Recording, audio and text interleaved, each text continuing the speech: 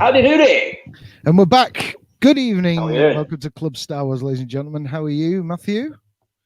Pretty good. Yourself? How are you doing? Not too bad at all. We've already got some comments in. Dave Ogia, I hope I'm pronouncing that correct. Hello, Paul. Hello there. Paul's going to be on in a minute. And also from Troy Halter. Hello there. We do love a bit of hello there. By the way, if you ever want to reach out to us via email, we have hello there at clubstarwars.com if you ever want to get in touch with us with a lengthy comment, suggestions, insults, whatever you like. All good. No insults. No insults. No insults. We get enough of them. I'm fragile snowflake. We can get them at home. Yeah, very exciting show tonight. We've got my old pal Paul Schipper coming on. So I think without further ado, we should just introduce the man himself. Ladies and gentlemen, please welcome Paul Schipper. Hey. How are you? Nice to be here. Good. How are you? I'm good. And quickly, I'll just say hello to David, a good friend of mine in France there. Oh, cool. Who said hi. Hi, David. And hi, Troy. Is Troy one of yours? Or is that one of ours? I'm not sure about Troy. He's got a cool name, though. Very cool. That is a very cool name. Yeah, very cool T-shirt that you've got on as well, Paul. Oh, thank you. Don't mind me saying.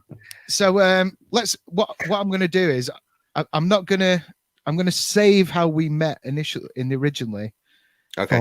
For the Finding Four documentary, because I think that'll be less.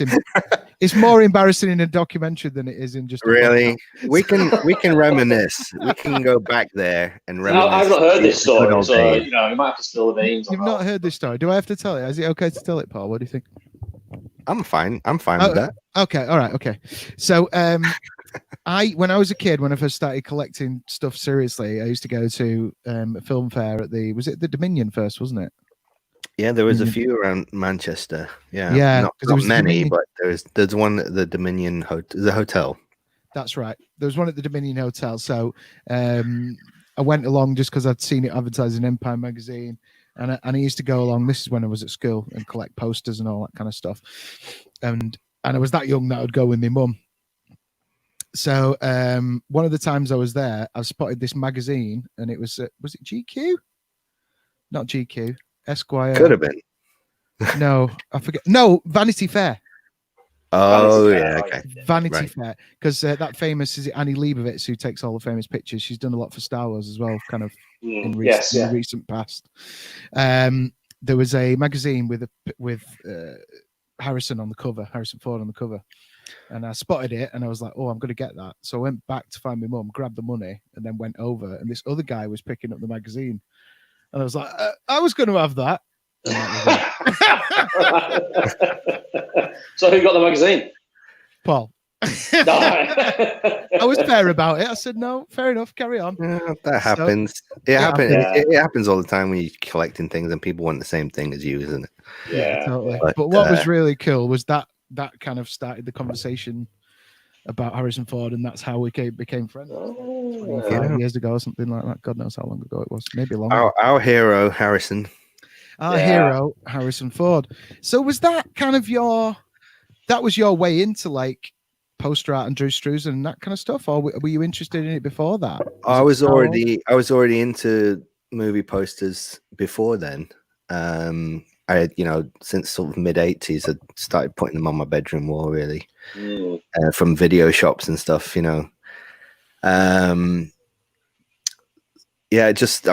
rest of it just, what happened later on as I got a bit older and you find out about movie fairs, what did he say? From France.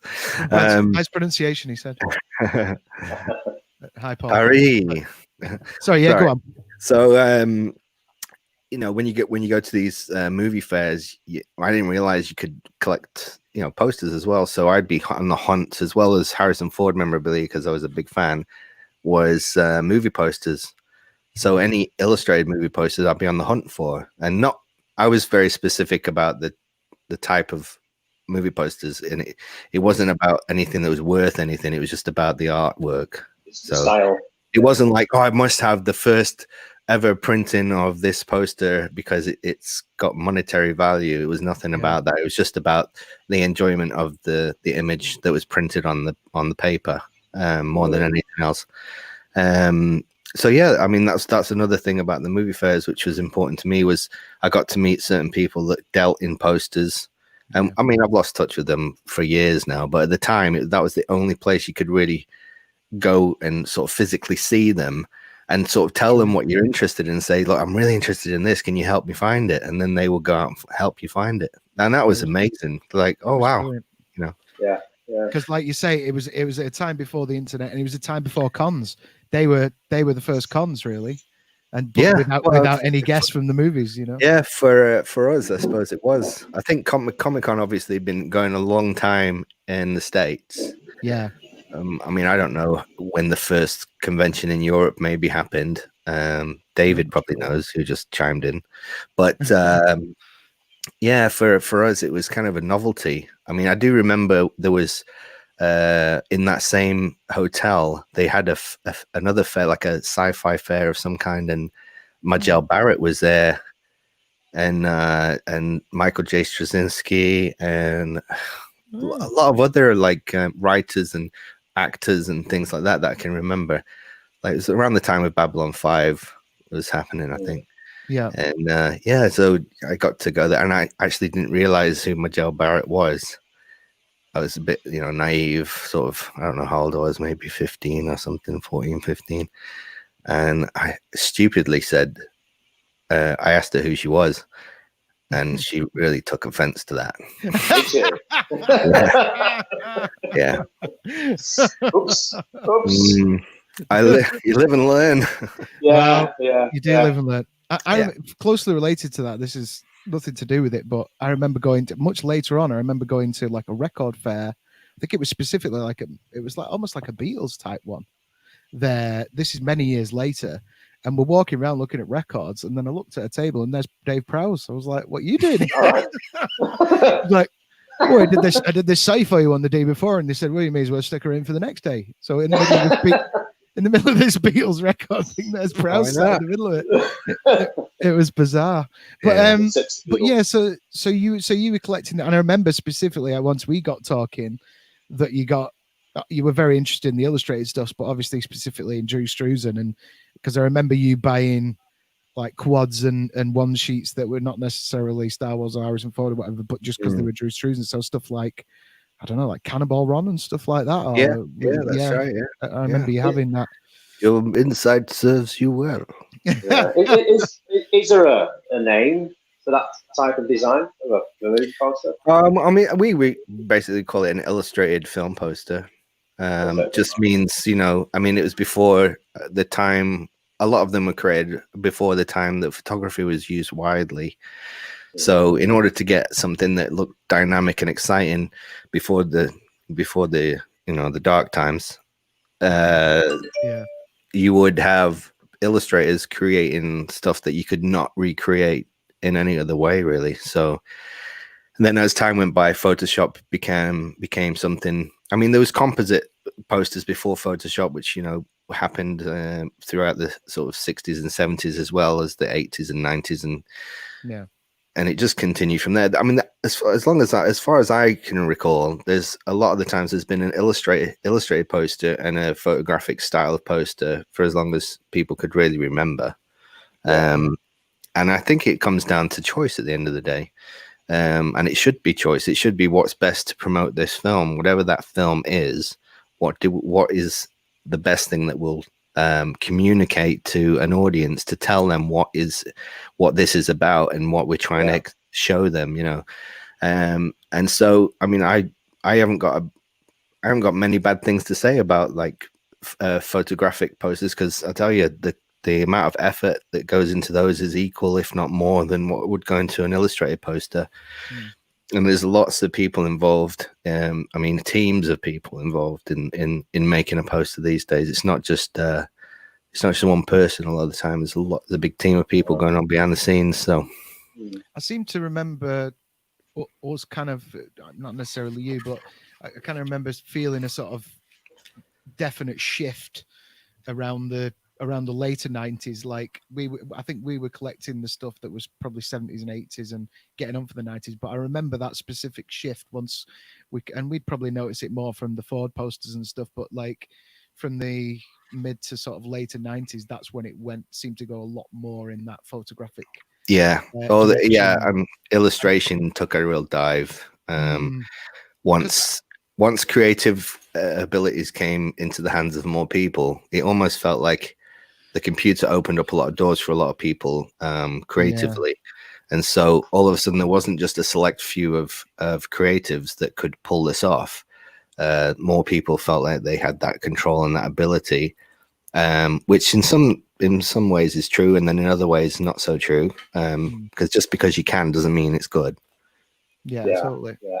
I mean, I felt that kind of the main disappointment for me was kind of like that it went to a place where it was just kind of like the face of the two stars of the film and the title and not much else. Whereas like before, it was like the great thing about the illustrated stuff, and like we were saying about Drew Struzan and other artists, Amsel and those, is you'd get like little vignettes of the action scene in there, and, as well as the other actors, and certain scenes that you'd recognize once you got into the film.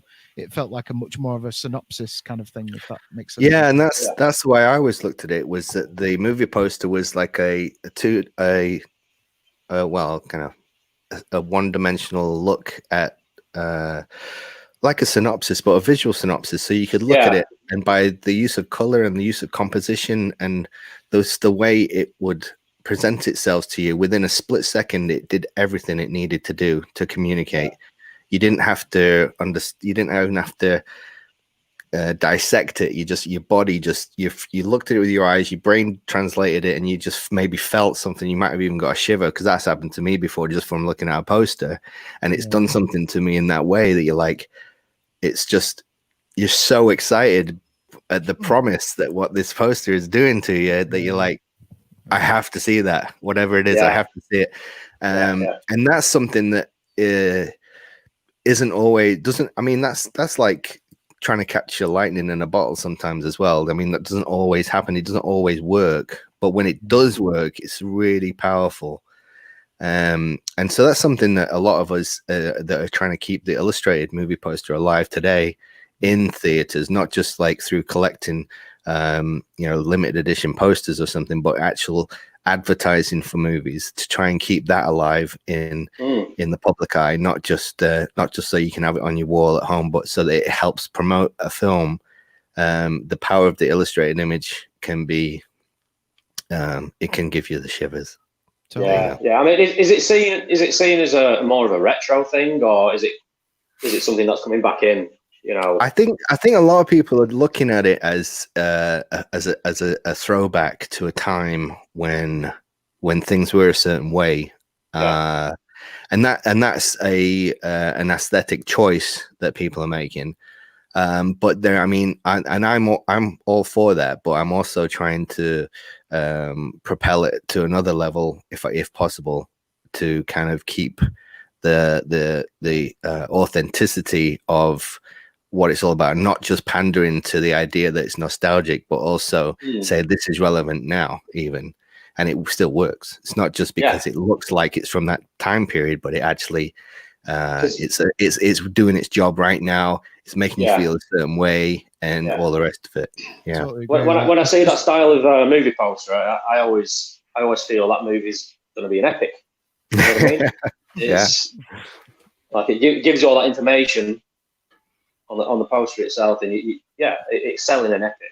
Yeah, very much. It gets bums on seats. You can really elevate something. Just quickly go through some comments here as well. Yeah, sure.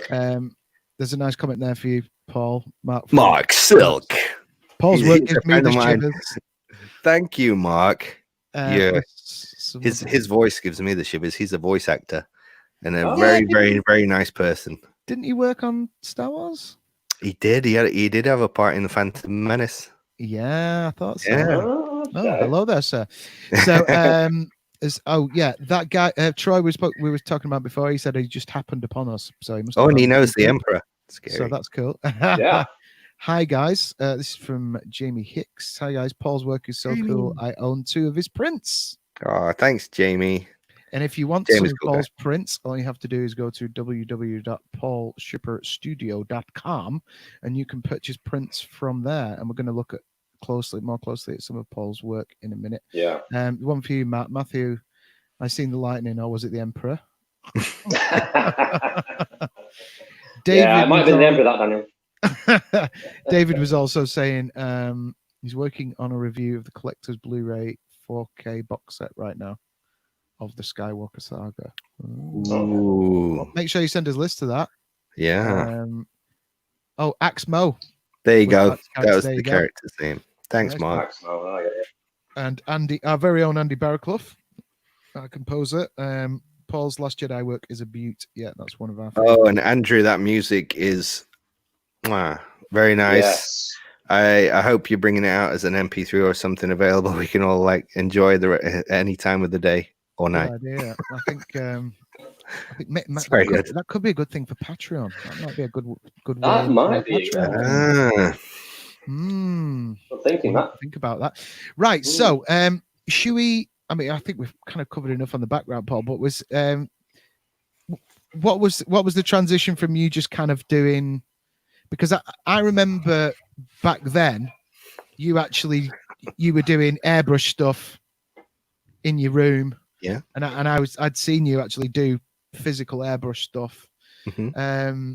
How did you first get into the airbrush stuff and find out about it? And then you could maybe tell us about how you met up with Drew and all that kind of stuff when you were a lot younger. Sure. I mean, airbrushing was something that I got to know about through studying Drew's work, really. Because I used to get the posters and lay them out on my bedroom floor and dissect them with this, fine-tooth comb, really, kind of figuring out how to try and do what he did. And because it made me feel a certain way, it made me want to try and find out why is this doing this to me? Why is it making me feel so good or excited about something else? So I was just trying to figure it out, because it was kind of it was such an interesting thing for me to look into.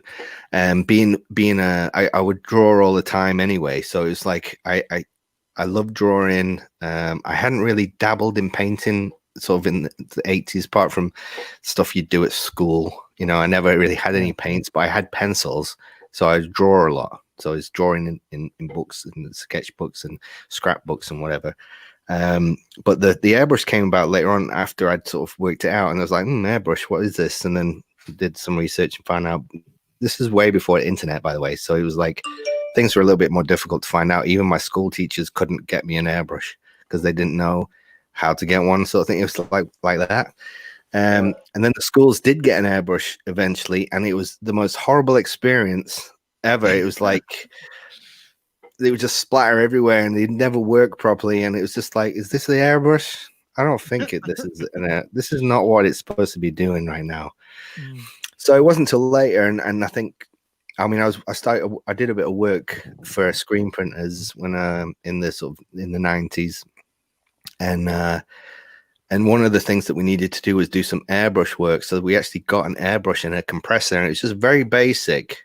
But that was my first kind of this is what it should be like. More like fine spray of mist of color that you have control over it instead of it just being.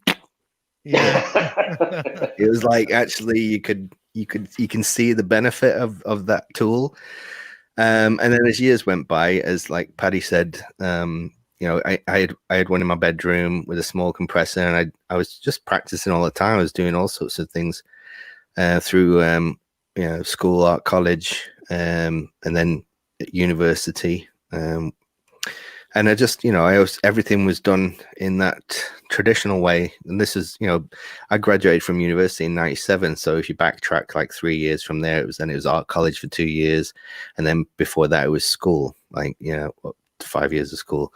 And so it's one of those things that just gravitated to, really, and experimented with and tried to figure out. And then from there, that was, I was just constantly trying to perfect the work, the style, the finish, because it takes a lot of trial and error to kind of get to where you imagine it's going to be in your brain. When you're honing the craft or something, you're continually trying to, you remember the things that you did wrong last time, and then you bring yourself to the next time around, you change it and you do different things, you try something different, try a new technique. And that was pretty much how that all went down until the point where I had a portfolio online, and Penguin Books saw it and really liked what I did, and I had a bit of work by this time, but I'd done all sorts of things, from murals in people's houses to diagrams for JCB leaflets, stuff for my dad in the lighting industry. So I did like hand drawn, when his business was starting out, I did a hand drawn catalog of all these products. So because we didn't have photography available because it was too expensive, they would they'd say, right, here's the product, and I put it in front of me, and I'd have to draw it to the right dimensions and the right style, and just black and white. And that was their catalog, how they sold products. From technical drawing more than anything, I suppose. Kind of technical, but with a little bit of flair, maybe. I can vaguely remember it, but it was something that took a long time. Yeah. But I did all sorts of things, to the point where I think it was Penguin Books really that got in touch and said, we really like the style of work. We want to do something in this style for a book series. Do you work digitally? And I dabbled in, because it was something I like technology, so I've dabbled in it a little bit. I remember even black and white art programs at school and college, the digital art programs. And I just said, because I didn't have that much professional illustration work, I just said, yes, of course I do. Of course I can do that. Yeah. I can do that. I can do anything. Yeah. And then straight away went out and got the bits I need, which were fairly, at the time, expensive when you don't have much money. But like Coral Painter was the program. I needed a Wacom tablet, I think. So I got a Wacom tablet and put it on, because I had a Mac already. I one of those colorful iMac ones. And then just I had I had a few days to practice and figure it out, and I was like, yeah, I think I can do it. So I was just basically trying to replicate the real way of working. Like underdrawing, which this is the normal way it goes. It's an underdrawing, then airbrush, and then over the top of the airbrush, you're adding in the color pencil. That's the basic. If I was going to whittle it down to the most fundamental, simple way, it's like a 3-stage process in that way.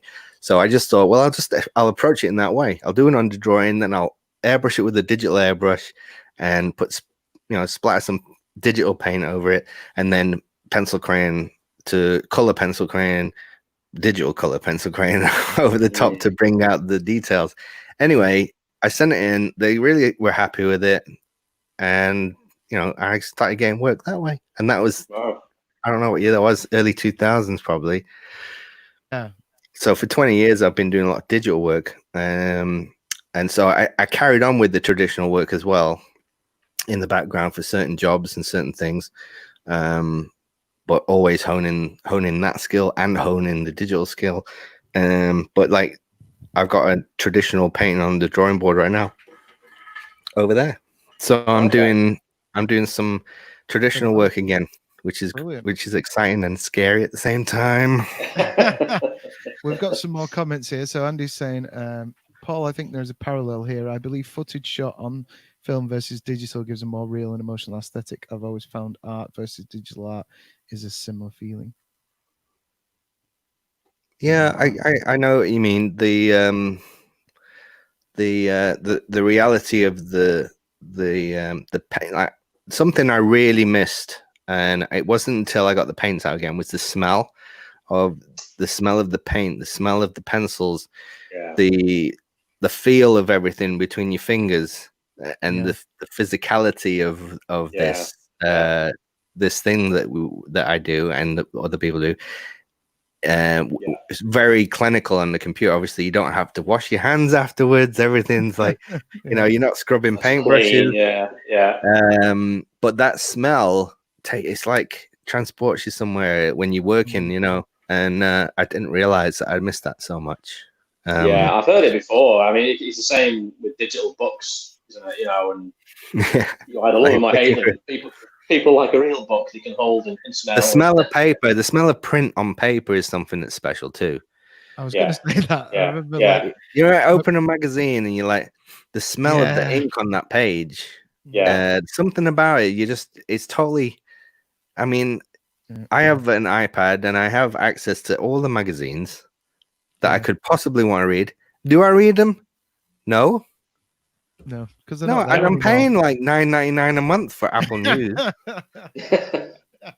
I don't know why. It's true. Yeah, I remember that. I remember still go out and buy Empire magazine every week, every month. There you go. Yeah, it's having it in the hand physically, isn't it? That's something. That print something smell is funny. it. It's so funny you were saying that because that was coming into my head. It was like, when you would buy a brand new one sheet or a quad and take it out the tube, and that print would hit you, or like brand new press kits, and the smell of that photo paper, like it just takes you right back there. Or even the musty old stuff that you'd bought, vintage stuff. Yeah, true.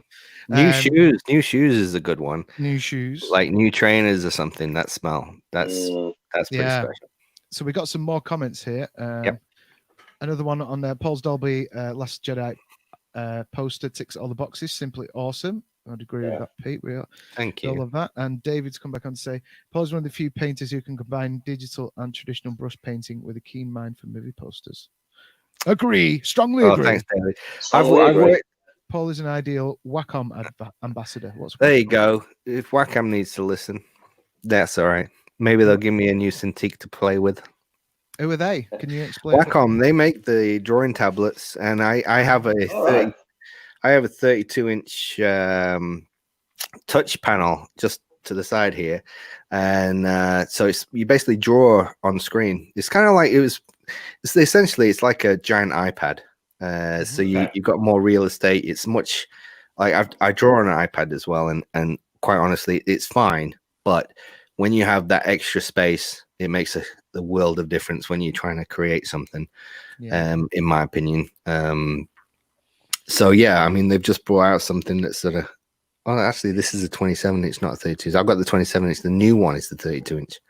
Come on, Wacom, give bad me boy. Yeah, Wacom, let's go. Let's do it. I'll do some demos for you. But yeah, I mean, David is a wonderful, wonderful guy. I've worked with him a couple of times. I don't know if you saw it, the Mystery Men release that's happening. I did some artwork for Mystery Men. Yeah, it was great working on that. And yeah, David's a great guy. I look forward to working with him again soon. Brilliant. Well, I'll tell you what we'll do. So, so obviously you've started working and stuff. You met. Were you 21 or were you like 18 when you went and 21? It was once I graduated from university. And so I graduated before I was 21 because my birthday's in August. So I graduated whenever that is, July, say. So yeah, when I was 21, it was like me and a good friend of mine, we decided to go on a trip to America. We've always wanted to go to America. I went when I was a kid with my family and always loved it. And I'd been before, but just going on like a camping trip around the West Coast to all the national parks. Nice. And it was, it was a real great trip. But the funny thing was when we were booking the holiday, which incidentally was through my uncle, who he was a tour leader for this company, and so he got us a pretty good deal at the time because we were quite poor students. We didn't have much money, so he got us a really good deal. And it was just a case of finding out that this trip gave us because the flights and everything, it gave us a day free in Los Angeles. And so that made me think, what can we do? And I'm kind of backtrack here, but basically you faxed him, didn't you? I did, yeah. What happened was, this is going back a few years prior to this. Say this would have been I was at college still, so let's say 93 ish, I think. My one of my tutors gave me this magazine to look through, and he didn't realize he had an article about Drew in it, but it was showing some funnily enough, it was showing some insight into computer illustration using simulating paint, and this was like early mid 90s. And anyway, and I just flicked through it and I saw something and I was like, oh, what's that? And I couldn't find it again. So the teacher just said, take it away, read it, and give me back later. So I took it and then I flicked through and I found it. It was a picture of the poster that I have on my wall here, actually, which is the first 10 years artwork that Drew did for Star Wars. It's like it was a limited edition print. And it was a step-by-step of his process, which was, it was like finding the sports almanac for me. Yeah. You know, it's it mentioned so much stuff that I'd guessed a lot of it already. I'd kind of figured out a lot of it from dissecting his artwork, but there were some nuggets of information that I hadn't. I'm like, oh my god, that's how he did that. Oh my god, that's amazing. Okay. You know, and finding out what kind of pencils he uses and what kind of artboard he uses and all this stuff. It was like, this is like unreal information. Gold, basically. Gold. Yeah, it was like finding treasure for me. It was amazing, and because no one else cared about it. It seemed like no one else in the world cared but me about this stuff. Anyway, so that was great, and I would read it all the time, back cover to cover. And some of the articles that didn't interest me, but because it was like this special book, I've still got it. I didn't give it back, and the very back, there was, I mean, Drew will probably hate me for saying this, but it had his contact information. And because he was a contributor to the magazine, it gave information. So in there was a fax machine number. Yeah. And I was living at home with my mom and dad, and they had a fax machine because they worked from home sometimes. So it took years, but I plucked up the courage to write to him. And I've still got the fax reply and everything, but I was just asking him, you know, like a naive person, how can I be like you? You know, how can I be? How can I be a movie poster artist one day?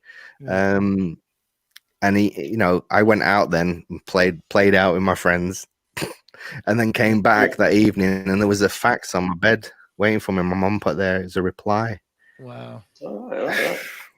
Mind blowing. So it was really good. I mean, he was very realistic about the situation of the movie poster industry. He was like, what industry? There is none. There's like, he was almost the last of the movie poster artists now. And it was a little bit, I felt kind of elated that I'd got this reply, but then also a bit depressed because it felt like I'd missed the boat. If this was what I wanted to do, you missed it. It's too late. It's gone. Bye. You know, the computer came along and took a lot of the work away, and you know, the very small amount of work that was going around was only, you know, being picked up by a few remaining artists. And anyway, but there was also there you go. That's the piece. Just choosing, by the way, folks. I've just not me. That's the master at work there. I've just dropped it on there. That's the master. So yeah, go on. Sorry. That's all right. So basically, he'd replied to me that once, which was wonderful and amazing. And in that was, as well as it being very realistic, look at the current situation, it also gave me some hope, because in there he quoted scripture, and one of the things was to keep knocking until the door is open to you. And it was a piece of like, is a knowledgeable piece of information that I've just carried with me every single day since.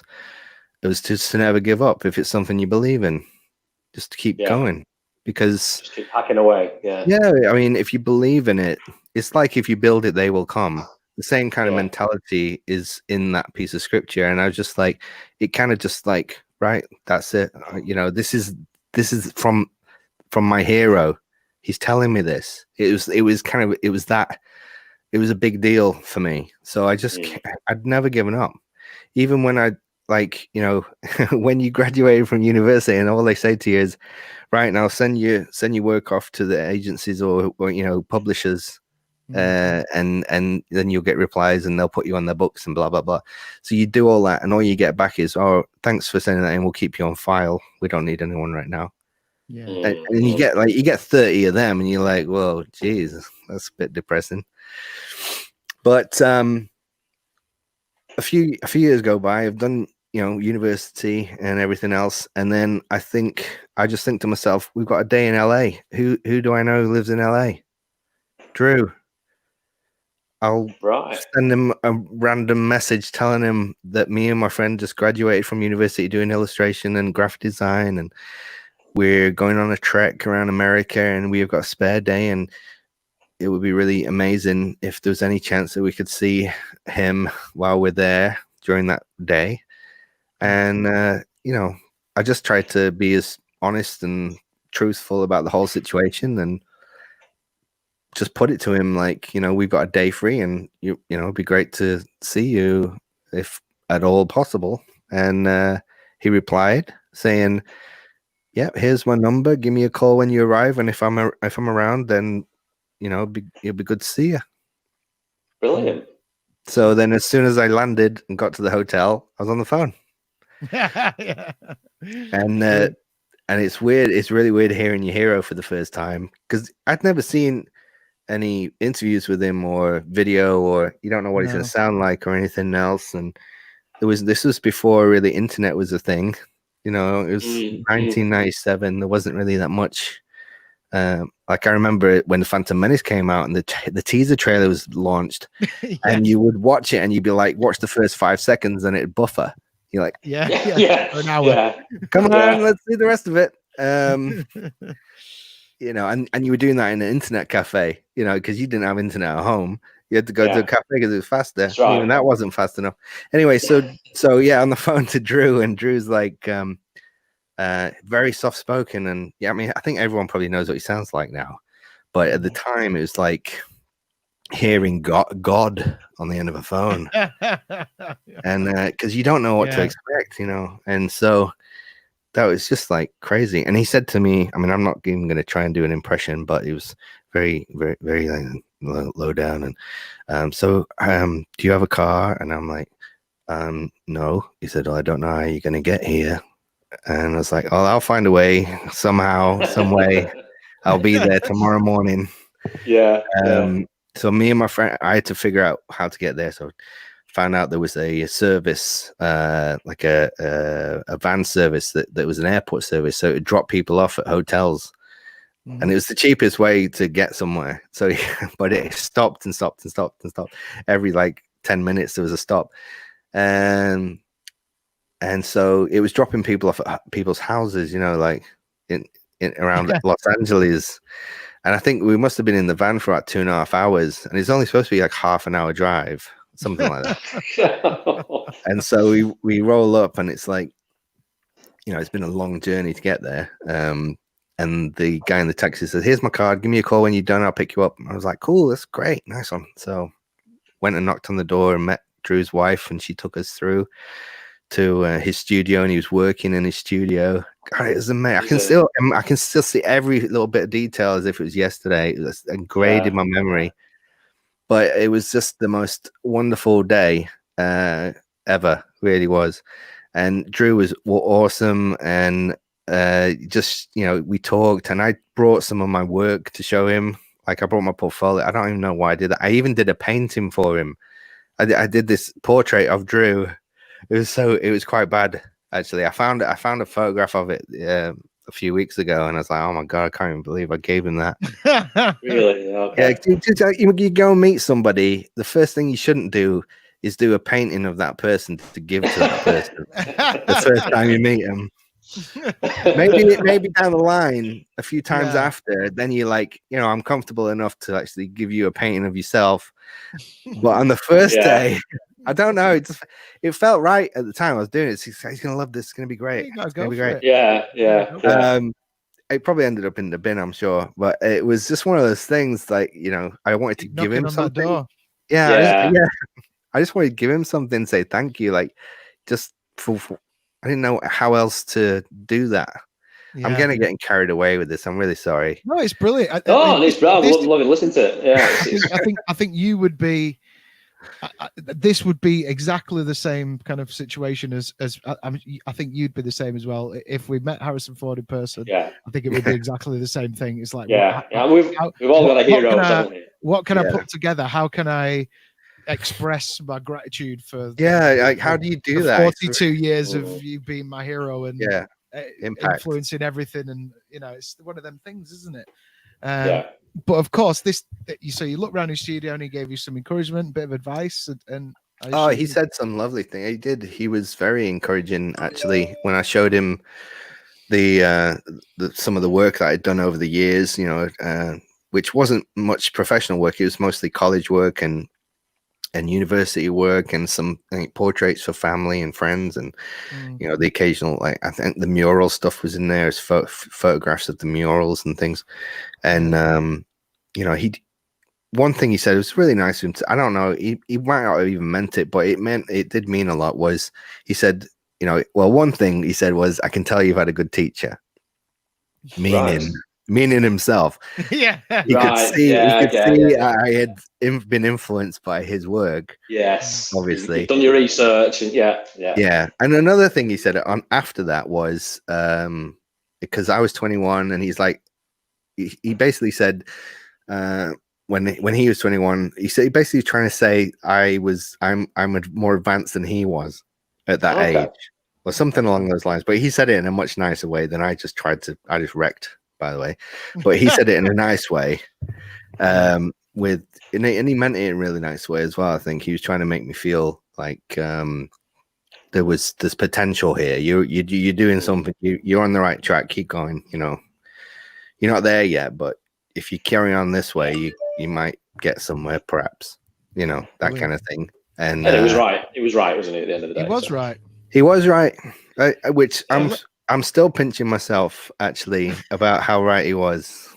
So I can't believe it. I really can't. No.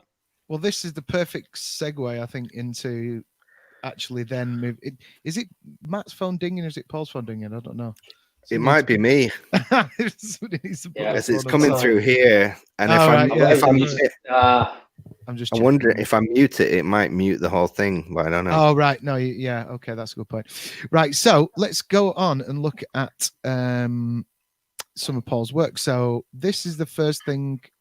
You went from there, meeting your hero, to then living the dream and doing something for Lucasfilm. And this was the first thing you did for Lucasfilm, right? It was. Good memory. There you go. So 2007. Talk us through this one.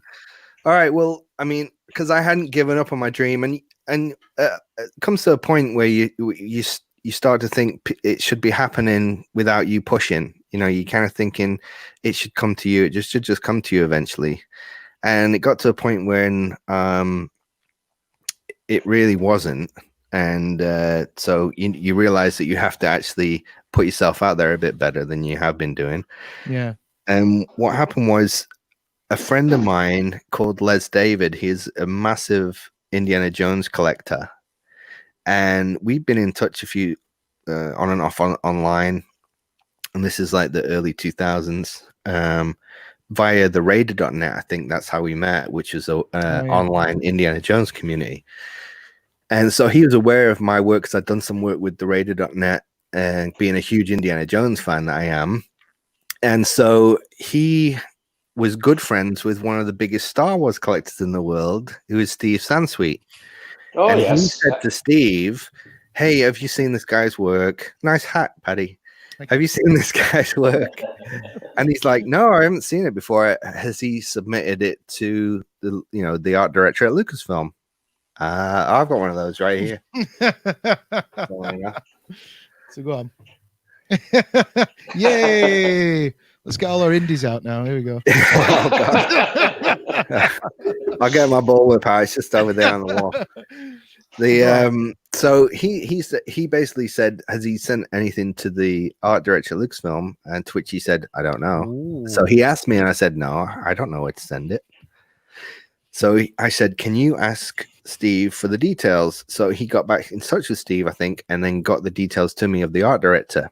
Now, at this point in time, I was going on holiday to New Zealand, And so I took all this information with me and my computer and all the files, and my plan was, while I'm in New Zealand, I'm going to work on a portfolio for Lucasfilm and then get it printed in New Zealand somewhere and then ship it from New Zealand. And then when I get back home, I'll follow up, kind of thing. Because I didn't want to wait until I got back, because it would have been, this information has been given to me and then I don't act on it. It's like, it would do my head in, for starters.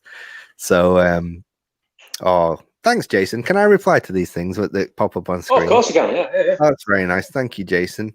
So basically, I took it upon myself to take all of the fan art I'd done, because I'd done obviously no official Lucasfilm related work at this time. It's just stuff for fun, like, that was shared between my family or for practice for me. It was just in my portfolio. I remember Raiders was one of your first big ones. Was it Raiders? I think you might have done a Raiders 15 years or something. The 20th anniversary. So 2001 there was an online art competition to design a poster for. So there was stuff like that there. So there was little communities on the internet that were big fans, and they were holding little competitions. And that particular one that Paddy remembered, I did a piece for and submitted it, and it won the top prize, which was amazing. Wow. So that was really good. It's all confidence building stuff as you're going through, because as an artist, you're very you don't want to be shot down. You're very susceptible to if someone said the wrong thing, you'd be like, you'd shut you down for a month or two, or you'd be like, oh well, I'm not good enough. Unsure of yourself. Yeah, so by getting some positivity, and my family and friends were very positive, that see things, they'd be like, yeah, this is great, looks great. But then public approval in that way was like, at that time, going on the Raider.net was like, it was the first time a bigger audience had seen something at once. And the feedback was really good. I mean, there was occasional people like, oh, this isn't very good, but the good outweighed the bad. And so it helped propel me to kind of keep going and know that I was doing something that was of worth. So I just didn't stop. So and portfolio to the guy at so I said, I get sidetracked. I'm sorry. It's all right. I love it because I'm the same. I do the Billy Connolly thing where we disappear for half an hour and then come back to the thing. So go on. So this is this one. Yeah, so this is this one. So what happened was I sent it in, and then I get back to England after I've sent it, and I've had a nice holiday. I get back and don't hear anything for ages, and so I just think, well, I've got the phone number. I'll just call them out of the blue and just say, hey, did you get my portfolio that I sent in? And so, thanks, Jason. And so so I got through, spoke to him on the phone. He basically said, yeah, I got your portfolio. Thanks so much for sending it in. Unfortunately, we're not doing anything in that style at the moment, but we'll keep it on file. And it was the kind of same response that you got after university and you sent stuff out. It's like, yeah, well, thanks so much. We'll keep it on file. Like, yeah, I'm sure you will. I was like, oh, well, I was like, okay, that's fine. Totally, no problem. Thanks so much for your time and everything else, because it was the closest that I ever got to anything like Lucasfilm, which I grew up, like many of us, loving Star Wars and Indiana Jones and everything else that they ever did. So when a few days go past and I get a phone call, and it's the art director from Lucasfilm.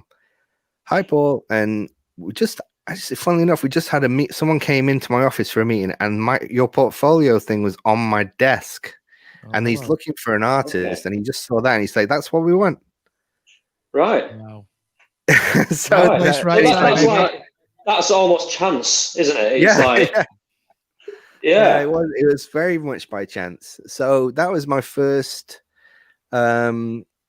official illustration, and it was for WizKids Games, who subsequently there's a whole lot of backstory which is like not as interesting because it's like they said, it's only going to be in Target in America. It's only going to be in Target in America. So you don't charge them as much because it's only going to be in one store in America. And you're like, okay, it's not going worldwide. No. And then it comes out, and then once it's come out, I get a phone call from a friend who, I don't know if Paddy remembers, but Mike Marks. I don't know if you remember Mike Marks. He used to go to a lot of the film fairs as well. Yeah. And he was in HMV, and he said, "I'm just looking." And we had mobile phones back then. It was amazing. He said, "I'm just in HMV, and there's a thing here. It's a tin, and it's got what looks like your artwork on it for it's like Empire Strikes Back." I said, "Oh yeah, that's the job I did." He said, "Well, it's in England." I'm like, "What?" So it went around the world. I'm like, "Oh, I didn't know that." So I kind of got my act together and got in touch with them and said, "What's going on?" And they had nothing to say really that was helpful to me, other than some small print in the contract or something. I don't know. Anyway, that company went under soon after. I think they were just trying to get as much money as they could back into the business. And now the company's alive and well. I think it's been bought out by someone else, and they've reinvigorated the company. So that's good. Cool. Yeah. But yeah, I mean that was how that came about. First global audience. Yeah. So there's some more nice comments here. Oh, there's one for us. Super Rebel. I'm so glad that Club Star Wars does this. Well, yeah, we're so glad we can do it too. Thank you very much. Super Rebel. Master Yoda's dropped in to say, "Join the light side, will you?" Or you will, even. Will you? Thanks, Master Yoda. Good to see you. Yeah, we'll nice to see Yoda's chiming in. I know, unbelievable. This is unbelievable. So we're kind of going to flash forward and backwards and stuff a little bit now because I'm just conscious we've been. Yeah, I get carried away. No, it's cool because it's bedtime already. That's the whole point of you. That's the whole point of this is that we get carried away and that the guests get carried away. We do, yeah. Talking about Star Wars and everything that we're talking about. So I'm just going to, since we did something Empire Strikes Back, I'm just going to flip through a couple of Empire Strikes Back related artworks that you've done. So this is one you did recently for Sideshow. I love this. Thank you. That is brilliant. Yeah, that's fantastic. Yeah, that was Scoundrels, Rebel and Scoundrels. It was the title. And I mean, that was a great pleasure to do for Sideshow and for it's an official Lucasfilm print. Focusing on our hero Harrison Ford there, Han Solo. In the middle, the main with man. his amazing co-pilot.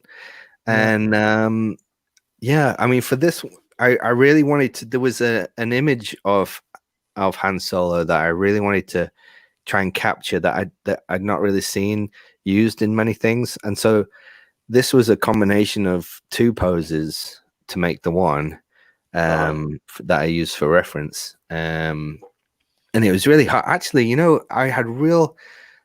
was just like, Empire Strikes Back, it's one of my favorite all-time movies. There's going to be so much reference material to look through for this. And I was doing my research, and I've got loads of stuff myself that I've collected over the years. And I was really surprised how little I found. I was like, it was a little bit shocking. Really? For Han Solo that I thought was usable for this project, or for so I got there in the end, but it was like there isn't a huge amount. I was surprised. Yeah, I was surprised. There's only a handful. Yeah, that one where he's going like that as well is kind of the. I can't see what you're doing, but I'm guessing you're doing something where he's putting important. the gun towards his head and stuff like that. Oh, yeah, like that where he's doing that. Yeah. It was kind of comedy moment, but yeah, that was lovely working on that, and I was really glad that they let me kind of bring in some of the other characters from Empire Strikes Back, including Darth Vader and Luke and Leia, and so this was really meant to be a look at Empire Strikes Back from the position of Han's eyes, so everything he kind of experienced in going through that in a way, although he didn't really see Luke after the beginning of the movie. Yeah. It was that moment where you know, the in the carbonite freezing chamber where Luke and Leia they have this light shining on from below or from and then Darth Vader. That is, I just loved that, the way that was lit, that's those scenes in that area. And so I really wanted to try and bring that into this. And also the Millennium Falcon coming out of the asteroid field was kind of, so you got the asteroids at the bottom, it's kind of like coming out, you know. So you know, trying to bring all that together.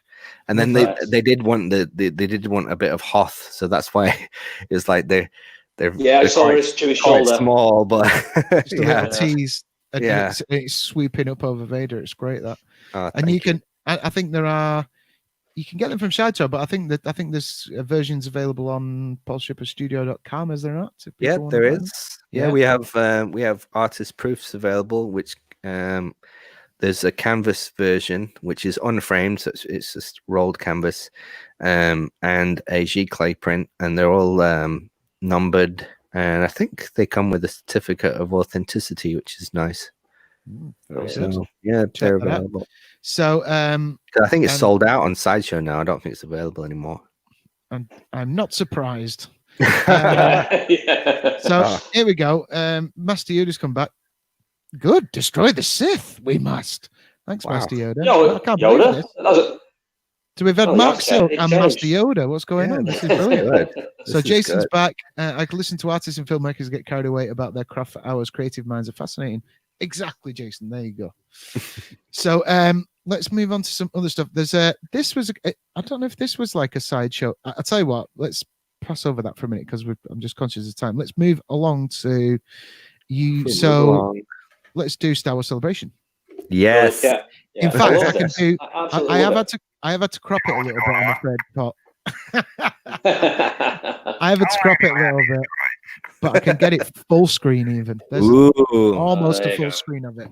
So let's dissect this bad boy. I love this. Yeah, this I love it too. This is something special, isn't it? Yeah, this was a real lovely project to be working with Lucasfilm on, especially as it was the 40th anniversary of Star Wars. So it was quite a momentous thing that we had to try and capture something that's been in so many hearts for 40 years. And we started with ideas. One of them was like a triptych idea, trying to capture the main figure from each sort of trilogy era. And we included all sorts of other things, like with Rogue One and some of the animated series and things like that. But it didn't. There was something. It was just too much, because I mean, you want it to be. You don't want it to be too overcrowded. You want it to have the essence. And so what it came down to for this project with the essence was, it's the Skywalker saga, And so that was then fundamentally became the choice that we made, working with Lucasfilm and the guys who run Celebration, SD, Meza, and oh no, brain fog. Can't remember, but he doesn't work there anymore. Okay, well, he's a lovely guy, lovely guy. Daniel Kennedy, I think. Yeah. Anyway, it was very much like, let's figure out which characters we need on here first of all. But yeah, it was trying to make that work was a bit of a challenge, and I did it in full color originally. Okay. Because the idea was the badges were going to be in this sort of sketchy sepia style. So I did all the badges first, and then did the key art after. So I'd done the key art because I was like, well, we're going to have this sepia style sketchiness, and then the key art's going to blow people away with the color, the amount of color that's in it. Yeah. It's going to really stand out. And because with the key art, initially you want it really attention grab as well as be able to. I mean, you don't need fans of the saga. You don't need to sell it to them as much, but you just want to be able to grab attention, and people go and because everybody loves the characters already, you don't have to work as hard. So that was the initial idea, but then I think it was Kathy Kennedy who looked at everything, because she had the final say on this project as well. She's like, the only thing that she wanted to do was just to make it the same finish kind of color as the badges. Okay. You know, so that was it. That was, you know, okay, let's just make it like a, you know, like a detailed pencil-y drawing, you know. I do think that was a very good decision. Well, I do now. I'm looking in retrospect. I think it was the right thing to do, because what that did was it took it back to basics. It took it back to where it came from, almost to. And when I was working on it, I was just kept thinking, you know, this is like the Joe Johnston drawings you'd see, you know, of the vehicles and things like that. You know, that kind of sketchy feel about them. It's like it's almost like the inception of Star Wars and where it came from, the basic like blueprints. So that was kind of what kind of I kept thinking when I was doing it. And so and it came out lovely. And this triptych, this is actually kind of a triptych that we're looking at the moment. And what happened was I supplied the final key art, which is like the one sheet style, and then which is that one. And then Lucasfilm realized that they needed it as 3 separate banners for the outside of the event. So they tried splitting it up themselves, and it didn't work quite right. So I did it and took over and redrew some bits that needed, you know, some bits needed a bit of extra drawing and painting in to make it work. So that's why there's 3 now. Like that. But then eventually, I suppose you got the. You came back with the color wash with the next celebration key art. That was for color. Chicago. So I can't take credit for the design of this one, but the painting of it is what I did. So this was quite last minute for me, I'll be honest, and I think it's important that people realize when you're working as a professional illustrator, you don't always have the time that you might expect when a project, because you think like the designers worked on this concept and everything, and Lucasfilm worked on this concept for quite some time before I was brought in at the end to sort of finish it, and that job is actually called a finisher. So sometimes a job happens, you don't always get to work on the design and the layout. You kind of succumb to the idea that, well, you know, they want it to look a certain way, and so you're just there to facilitate that skill and paint it and try and bring it together in a cohesive way through the finishing of something. So that was so there was a lot. There was challenges in this one where I had to change things around and make things work a little better that weren't quite right. So sometimes some characters were really small, or someone needs to be a bit bigger or a bit closer to the viewer or back a bit, and just you got a bit of leeway there to try and bring it together. But that was, I think I had like a few, maybe a week to do that one. Wow. A week. It might have been less than, I can't remember, but it was pretty tight schedule. But it was poster too, man. I when I first saw it, I really liked the Luke and Vader at the top part with the saber through the middle. It just screams Skywalker Saga, that doesn't it? It's there you go. That's it. Really nice. But I mean, I'll tell you the theme of this, which I don't think many people got. Okay. Can you see a theme running through that poster? Well, dark and light side, is it? Or... Yeah, there is that. That is there. And some people got confused because Padme's in the middle and then Yoda's in the middle. Yes, yeah. But the actual main thing is it's the 20th celebration. So there's 20 characters. Okay. Yeah, I didn't realize that at first. Yeah. But right. I don't think many people did. But anyway, it's a nice piece of art, and then they actually repurposed it for the Skywalker saga on Disney Plus to advertise that. It was changed a little bit and then repurposed, and because it fits so quite much nice in being there. On Disney Plus, then, isn't it?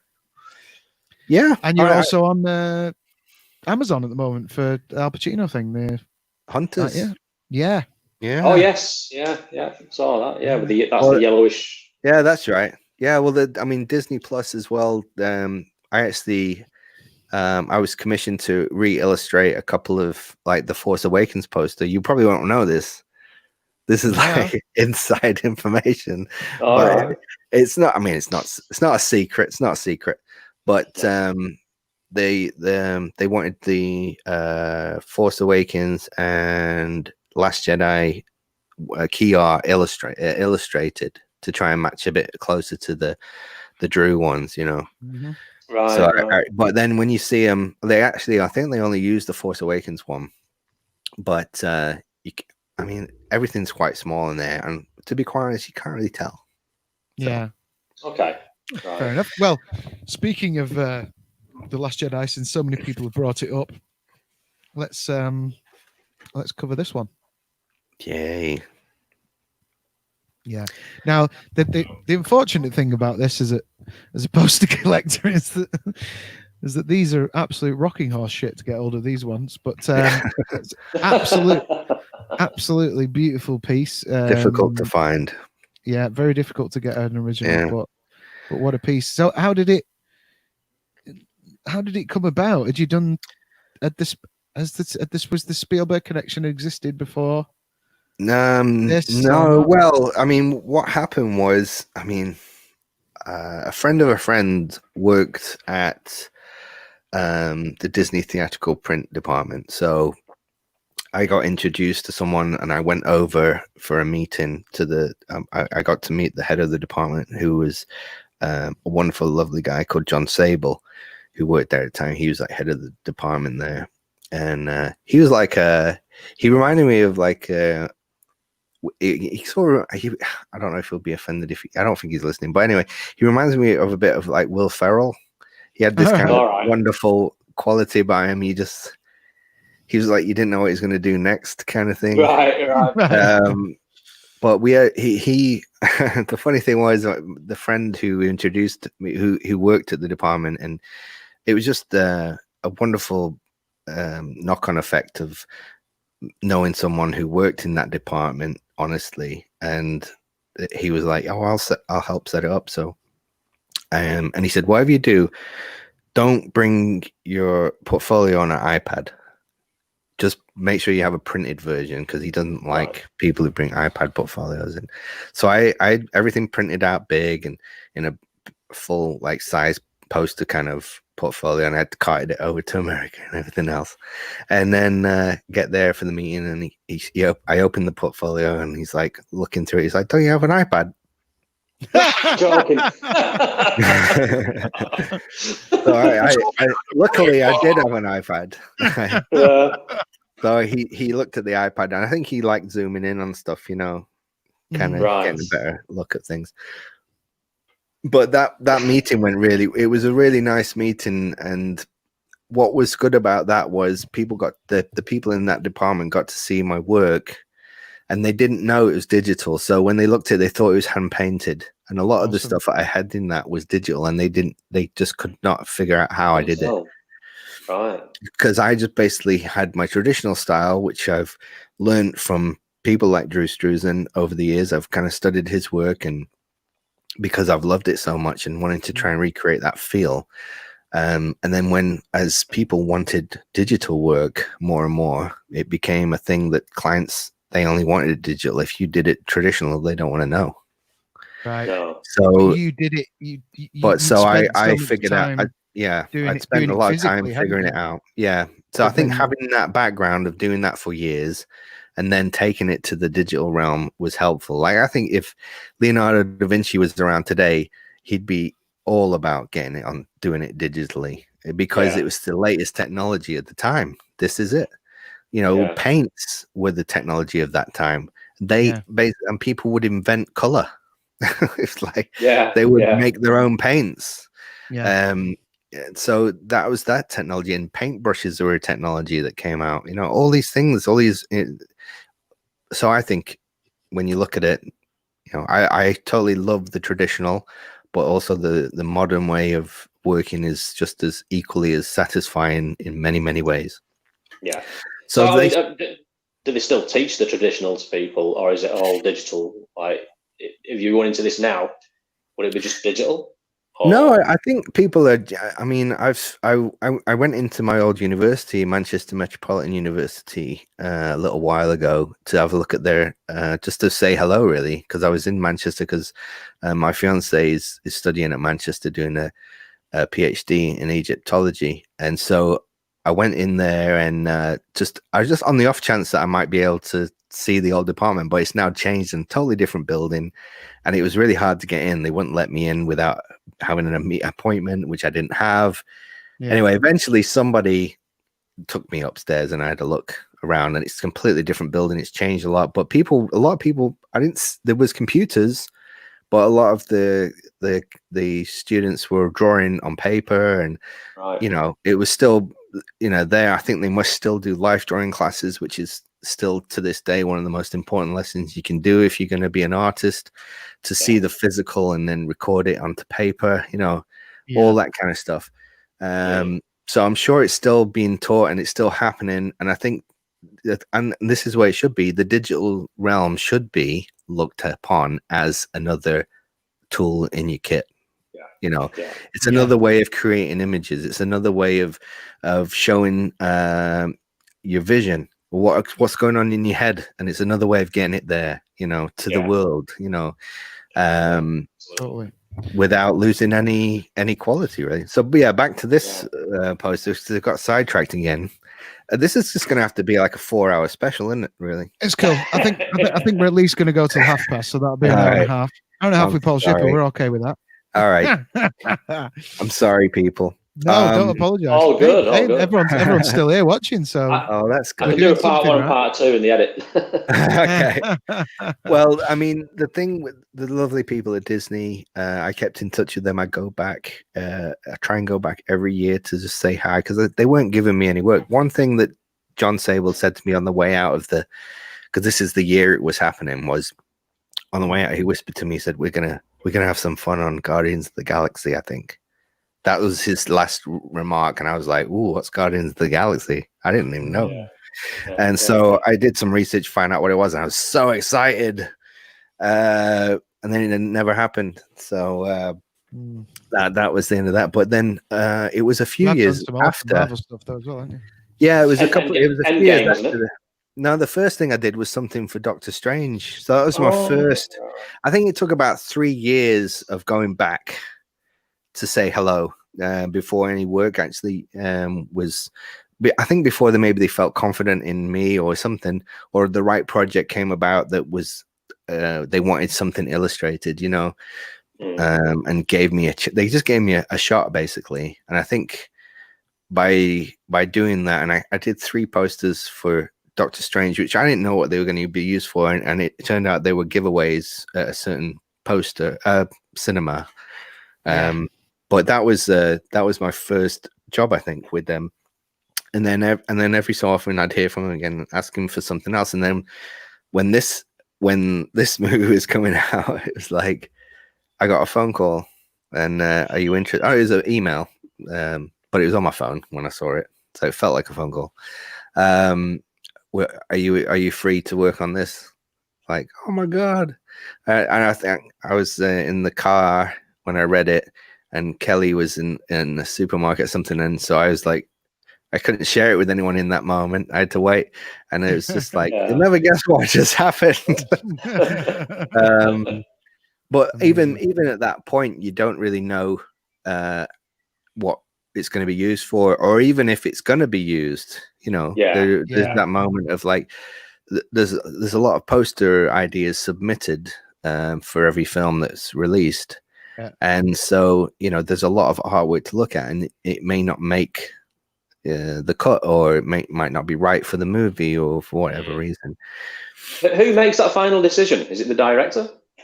That a lot of times the filmmakers do have a say in that, and it's a lot to do with the studio and there's a lot of people, you know, involved in this. That when I was younger, it wasn't the way I imagined it would be. Because you see a poster like, say, I don't know, Hook or something like that, and you just think, you know, I think that one's a bad example because I think Drew probably had a lot of input in that one, and he did multiple concepts, and then they whittled it down and finally settled on something and went ahead and painted it. But yeah, that was a bad example, that one. But there are ones that, you know, go through a process that many people are involved and not just the one person. But when I was younger, I just well, no, that's right, that's the way I thought it was. That's the one of the Doctor Strange. Doctor Strange. So yeah, I mean, which is nice. Yeah, I love how that came out, actually. And the nice thing about digital is, and on this one in particular, like there was actually a character in Doctor Strange's head where that window is originally. Oh yeah. And it was the Sorcerer Supreme who was like doing like a kind of amazing, like flying through the air kind of kick at the camera sort of towards you. And it actually looked really cool. But then at the last minute, they decided that we would just want to remove that character. So, and I was actually at New York Comic Con when that call came through to change it. So luckily, I was doing some work for Sketchbook, which is a company that makes software that I used quite a lot. And I was doing a job with them, doing a demonstration. And I was doing a live painting of the Warcraft poster that I did for the movie Warcraft for Duncan Jones. And what happened was I got this email saying we need changes doing to Doctor Strange.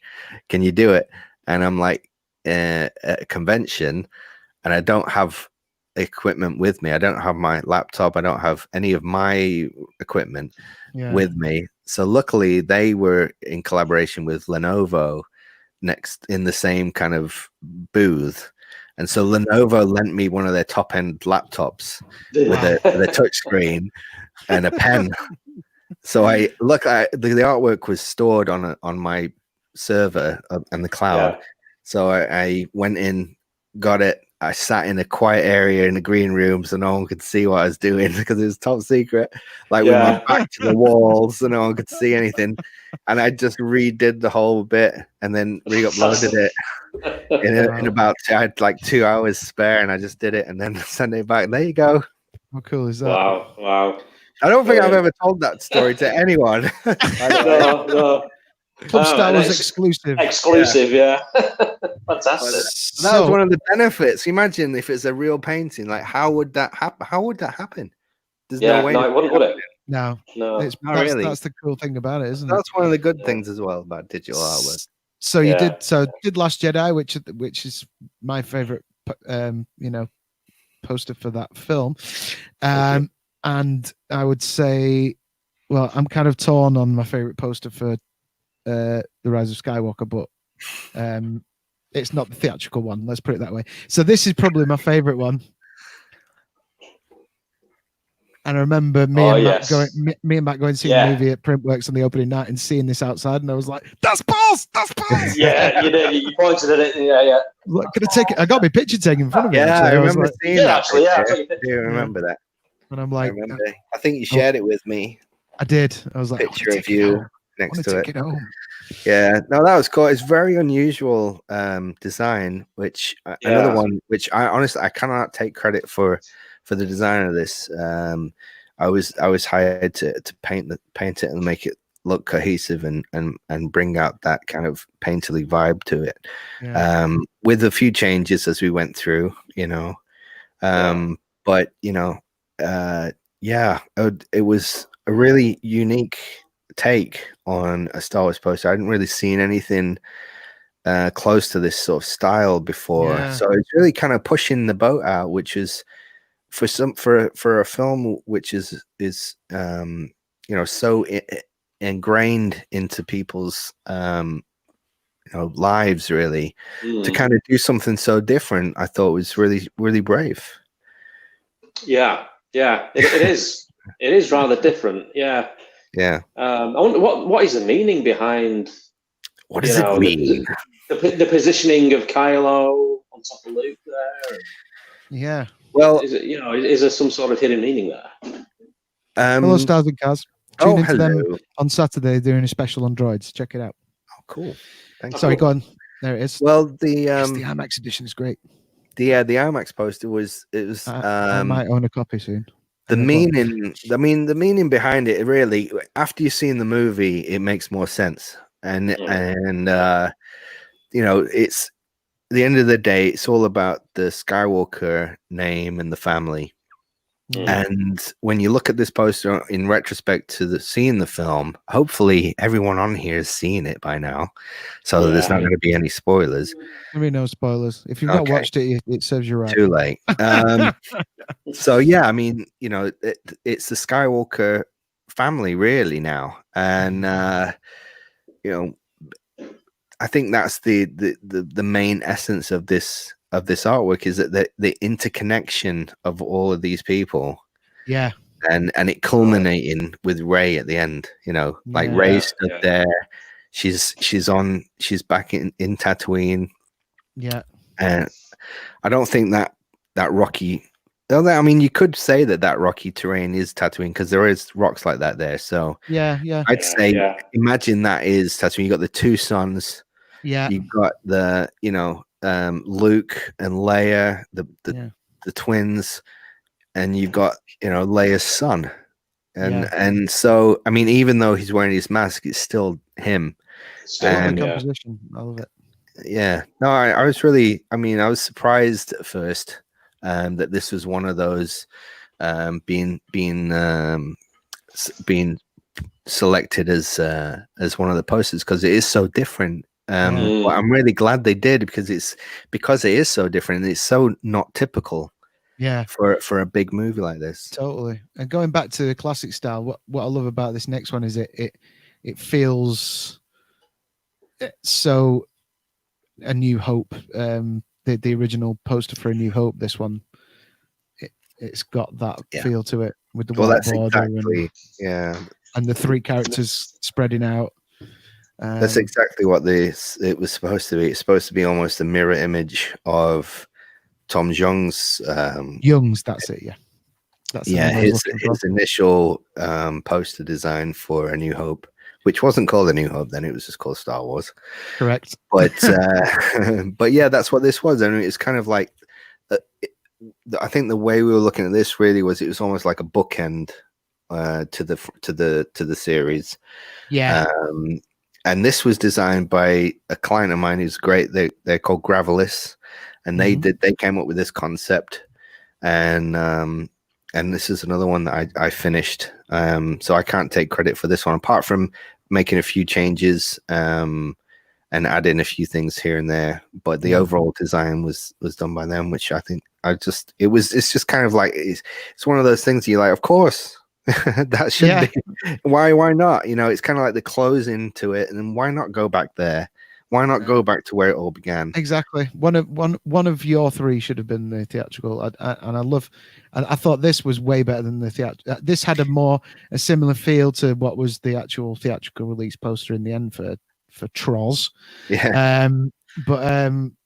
This ended up in, was it a German release? I think this one. Yeah, this was the international poster. Yeah.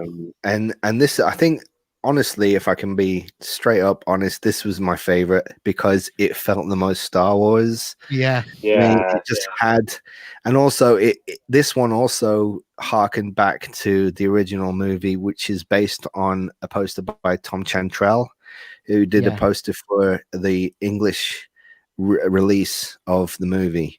And it turns out, Paddy, I don't know if you know this, but Tom Chantrell is from Manchester. What? Yeah, I didn't know just that. like me and you. I'll tell you what. From Manchester. I'll tell you what. I've got a little story for you then on the Chantrell thing, because this, you might not know this either. Okay. But maybe it was, maybe if he still is in Manchester. But I spoke to this to a poster dealer guy at LFCC a few years ago, and he was into all the same stuff. He had loads of vintage Star Wars posters there, and we were talking about the Chantrell art, which hangs over my bed, the quad, right. which I got for 25 quid at the film fair at Dominion Hotel back in about 92 or something. Yeah, worth a bit more now, but so this guy was telling me that, because the way they're all kind of jumping out, like you were saying in the one that you've done, so like Luke's center pointing out, and then Leia's pointing out, and then Han's pointing out to the side. He said he didn't have a reference photo for Leia pointing out to the side. So like what you're talking, so apparently he had a Japanese wife, I think, and he said so. He basically draped a white sheet over her in the right way, and used her as the reference for Leia's body, and then stuck Princess Leia's head on top of it. I have heard that story before. It's 100%. I think I maybe told it, but there you go. Yeah, you probably did. There is actually, and I stumbled on this on YouTube. There is a mini documentary about Chantrell on YouTube. You need to hunt it down. Just type in Tom Chantrell. I'm sure it'll turn up, and well worth a look, and really nice. And his wife and his daughter are in the documentary. And when I stumbled on it, because I didn't know anything about it, I mean, Chantrell's poster was one of my all-time favorites growing up. And in this documentary explains why. Quite honestly, like, I mean, Tom Young's poster was lovely, very subdued colors. The design was lovely. The Hildebrands did an amazing recreation of that Young pose, because I mean, I think most people know this. George wasn't 100% sold on the subduedness of Young's one, so they wanted it more poppy and more pop culture-y. And so they did that rendition. But then when it came to the international poster, I think what happened, I mean, this is in the little documentary, and I'll just briefly go over it with you. Tom, he did a lot of like movie posters for like the Ealing Studios type movies and the horror movies, English horror movies and stuff, the Hammer horror stuff. Yeah. And so he was doing all that, and then he was invited to go to a press screening of Star Wars because they wanted him to do a poster. So they gave him to him, and his family went to see it. And because I think this is why it's possibly the most perfect Star Wars poster, because he reacted to seeing that movie before he painted it. Wow. Right. He saw the movie before he got to paint it. Yeah, because it was the Hildebrand before that, wasn't it? Yeah. So I don't think Tim and Greg got to see the movie, but they they had a very tight deadline as well to finish that. But this one, like, he got to see visually who was who, what their relationships were, what was important, and so that, I mean, I think that's why I connected with that one probably more than the original design. Translate, doesn't it? Yeah, and I think it just came through because he got it straight away because he got to see it. And one of the problems I find in this current poster design era is that a lot of the times we don't get to see anything apart from stills. And you rarely get a synopsis or a story breakdown or anything. So you're basically you're just kind of going off flat images to try and get a feel for something, or the colors, or or if you've got some previous information you can go off to try and make something happen. That's one of the things, like, from that story to, I mean, I think it's just been the same for as long as people know, that it's rare that the poster artists or the poster designers get to see the movie before they get to work on a poster, which is a shock. You don't realize that. You just think, must. I would have thought you'd have been given quite a bit of information or clips or something to, before you actually put pen to paper, so to speak. Oh no, you get a lot. I mean, you get given a lot of information in terms of imagery and maybe a breakdown of the story, but not. I mean, because of the worry of leaks, I think so much and all that kind of stuff, you don't really get any they're pretty tight with that kind of thing. Yeah. So with the Last Jedi, back to Last Jedi quickly. The whole theme of that is kind of a very red color. Yeah. So is that what they tell you? Like we want it red. Do something. It's got to be red. Well, that was one that they'd worked on a rough composition for that, and then I got to look at that and then translate it a little bit and maybe make those changes. So the initial concept was very stark, very red, white, and black. And so one of the things that I wanted to do, and it was nice that they allowed me to do it, was to warm it up by bringing the colors to a warmer level. Some of the reproductions came out a bit too red of this particular post, especially online. It was supposed to be more of a warm orange, like kind of a sunset type feel than what some of the there's the Chanterelle. There's the Chanterelle, just in case one people wanted to see it. Yeah. That's the one I've got over the bed. Sorry, go on. So yeah, the design of that was pretty much set in stone because a lot of things go through a process, and they decided on that. So there was a couple of things that needed addressing for that I thought would help it, which was to make a couple of characters a bit bigger and the droids a little bit more prominent, and just angles of things just to try and make it read better. Because a lot of the rough comps, they're highly detailed but thrown together in a way that to get a quick feel, to kind of try and sell the idea. So it was my chance to refine that. And then one of the things that I really wanted to add was the twin suns, because that wasn't in the original concept. And I didn't know that at the end of the movie how big a deal that might be. But like, it's one of the things at the end with Luke and the twin suns that's a complete fluke. You could call it a fluke. You could call it some kind of divine intervention. I don't know. Call it fate. Call it luck. Call it exactly. It's one of those moments where you don't know why, but you felt the urge to do that. And then when who came up with the twin suns first, you or the movie? That's a good question. I think the movie was probably pretty much finished by the time I was working on the poster, but I had no idea at the end. I think in terms of art and stuff, I think there is a little sprinkle of magic involved in this thing. So if you in these things, so it's possibly it's something in the ether. You put it out of the ether. Yeah. You were tuned into the Force. That's what it was. You were tuned into the Force. So. Unfortunately, we're going to have to wrap it up here. We've gone like 40 minutes over time, which is cool.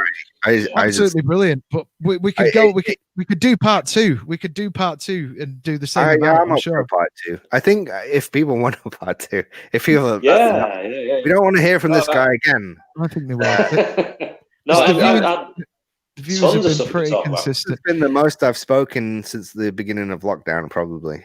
Brilliant. Yeah, right. I'm sorry about that. You won't be able to speak. I just want to say as well, one of my favourite pieces of art from your good self is the Jaws artwork. I absolutely love that. I love that one. Thanks. Yeah. I didn't pull that one out, unfortunately. But I'll just quick before Paul goes. I'm just going to do a quick spin through of everything so we can just enjoy his art. So here we go. 1, 2, 3. That's a nice one as well. 2, beautiful. Yeah. 4, 5. That. So I like this New Hope one as well. That was nice. The Topps trading cards. Nice. Yeah, that's. Was it? Was it? Yeah, that was cool. a retelling of the original poster. They said we wanted to do the original poster, but in a way that you'd do it. Right. There you go. So, ladies and gentlemen, if you want to learn more, and if you want to see more of Paul's Star Wars art, or just all of his art in general, you can get onto, as you can see there on the screen, paulschipperstudio.com. You can buy prints, and you can, get involved and have a chat with Paul if you're on his Twitter or on his Facebook page or whatever. And support artist work, particularly at the moment, if you can afford to do so. Absolutely. Yes. So, Paul, Brilliant. This has been awesome, man. We've done a podcast please come back again and talk to us 25 years later. We did it. It's been cool. No, thanks for having me. It's been fun. I'm apologizing for talking too much, though. I think I took over a bit there, but that's what I'm sure you always tell people other things than my life this story. Is what we want. It's about you, not about us, man. You're the guest. So we just shut up and listen. Well, here we go. So we've got all the comments to confirm exactly what we were saying.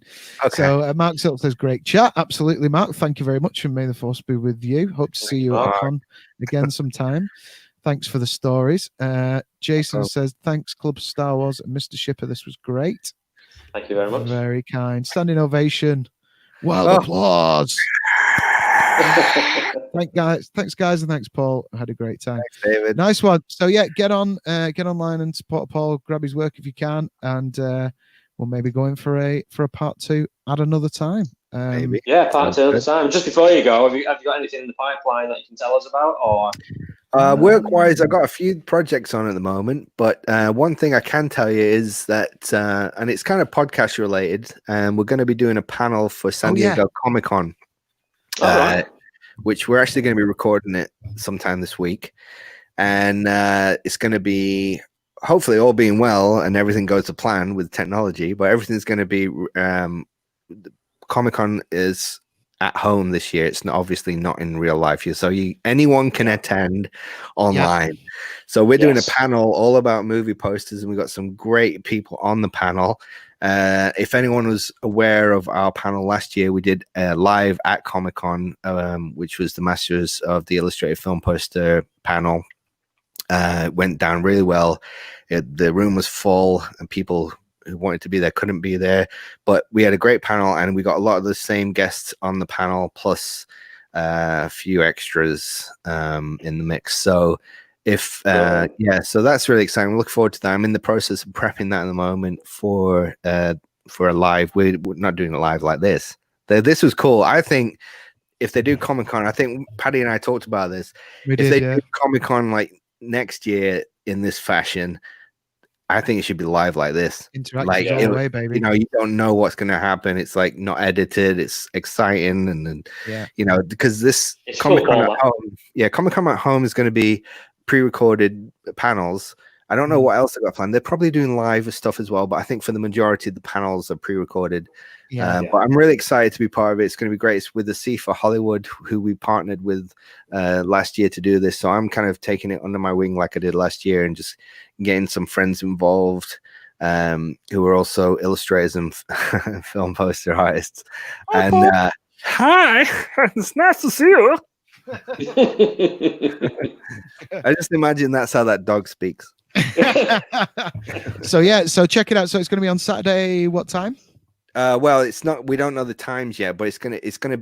We're filming it this week, but then it's gonna be live next month. Right. So it's a whole month you have to wait. So it's gonna be July 22nd is the start of Comic-Con at home. Okay. And there's gonna be there's gonna be all sorts happening, but we just happen to be asked back. And you'll stick out some reminders for us on your social media about when. Stay tuned to social media. We'll be dropping information. We just dropped a little nugget a few days ago because we were allowed to mention it now, and we'll be dropping more information as we get going, and also probably a few video clips if we're allowed, because it's going to be pre-recorded. We'll be able to maybe show a few clips. Yeah, teasers. Yeah, maybe do a voiceover. I might get Mark Silk on the case. Do it. I could do my Trailer Man voice. Can you do one? Go on. Do you remember that? Well, I think let's put some echo on before we go. Really. It was a time of war in a world where only one man could save the universe. Brilliant. Paul Schipper is the illustrator. Boom. There you go. Right, we've got to get out of here. This was absolutely fantastic. Thanks very much. Luna would like to say thanks very much. You're welcome. Say thanks very much, Paul. Thanks very much. Oh, you're welcome. Brilliant. You're welcome. So take care, everybody. May the force be with you, and we'll see you next time. See you next week. Bye-bye. See you next week. Bye. Bye.